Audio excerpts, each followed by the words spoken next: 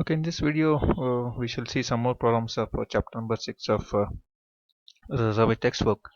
So let us revisit 6.36. So we shall try to find out what is W by L if the value of ID to be 0.5 milliamperes with lambda is equal to 0.1 volt inverse, VDS as 1.5. So the extra information that is given is GM into R naught is equal to 20. So we know the expression for ID, which is equal to mu n Cox W by L VGS minus VTH whole square into 1 plus lambda VDS. So when there is a channel length modulation effect taken into consider, because in this problem lambda is taken as 0.1.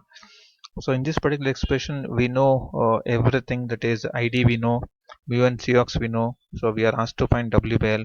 We know what is lambda, we know what is VDS. So only unknown parameter in equation 3 is VGS minus VTH. So we are supposed to get the VGS minus VTH from the parameter that is GM into R naught, which is equal to 20 given. So for that, so we know that VGS minus VTH is related to GM by this expression, that is GM is equal to 2ID by VGS minus VTH, from which we can write this expression. But here again we don't know what is GM, but we know only ID. So there are two unknowns. So let us try to get the value of GM in another way. So we know that GM R naught are related to AV. So GM into R naught is equal to AV. But we don't know what is the value of R naught. So R naught can be certainly found using 1 over lambda into ID. So we know what is lambda, we know what is ID, we can get the value of R naught. So we are getting the value of R naught as 20k. So with the known value of R naught and the value of AV, just GM comes out to be 1 over 1000 ohm inverse. So once you know what is GM, you know what is ID, we can certainly get the VGS minus VTH. So substituting all the values in equation 3, once we get the value of VGS minus VTH, so we can certainly find the value of lambda as 4.34 as the value of W by L, so that we can solve the expression, solve the problem which is asked for over here. So let us go to next problem, that is 6.37.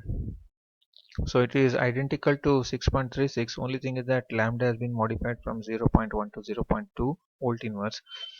On the same lines, we will be finding we have the expression of ID is equal to so and so.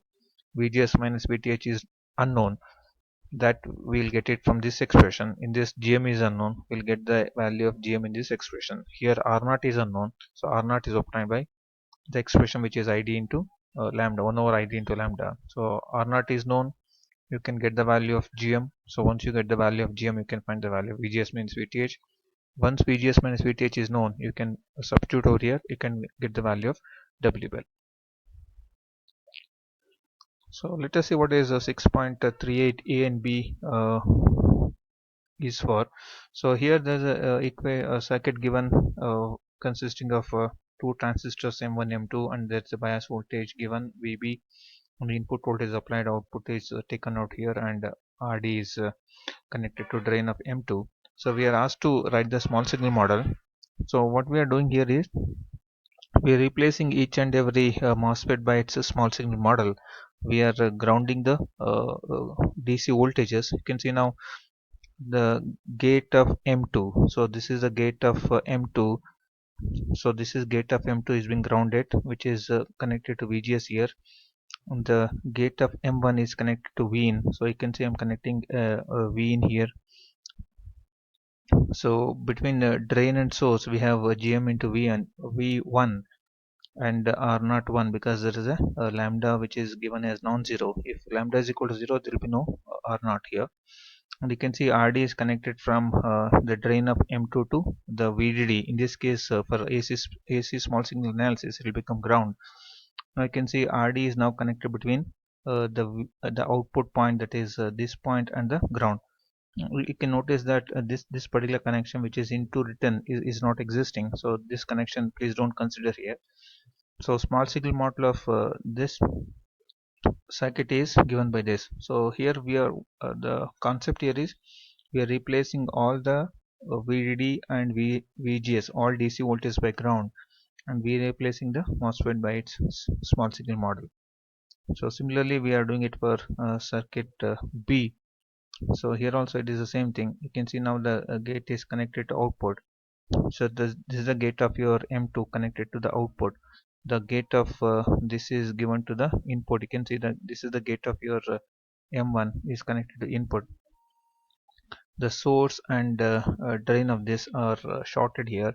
So this is the source of M1, this is the drain of M2, so they are shorted here. The output is connected, the RD is connected from the drain of M1 to the VDD. So this is the drain of M1, the VDD in this case it is now ground. So likewise we are replacing the MOSFET by small signal model and the DC voltage by ground. So this is again 6.38 again C and D. So we shall just have a look at the previous problem. So you can see now this is, so we have the expression C and D. Please don't consider this one. So this is C, D and E. So actually this is C, D and E.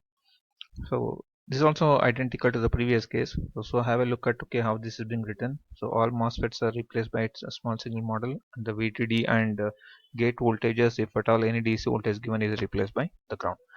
So carefully write this and then try to understand how does this is being written for C, D as well as for E. 6.39 is again a problem where we are asked to find the operating region of M1. In this case, in this particular case, a PMOS is considered. Carefully observe okay what is VGS. You can see now VGS is -1, which is greater than the magnitude of minus 0.4. So MOSFET is on here. Have a look at what is VDS. So VDS is -1.5. So magnitude of VDS is greater than magnitude of VGS minus VTH. So M1 is in saturation region. Similarly, do what is VDS magnitude? It is 0.1. VGS magnitude is 0.6. So since VGS is greater than VTH, it is on.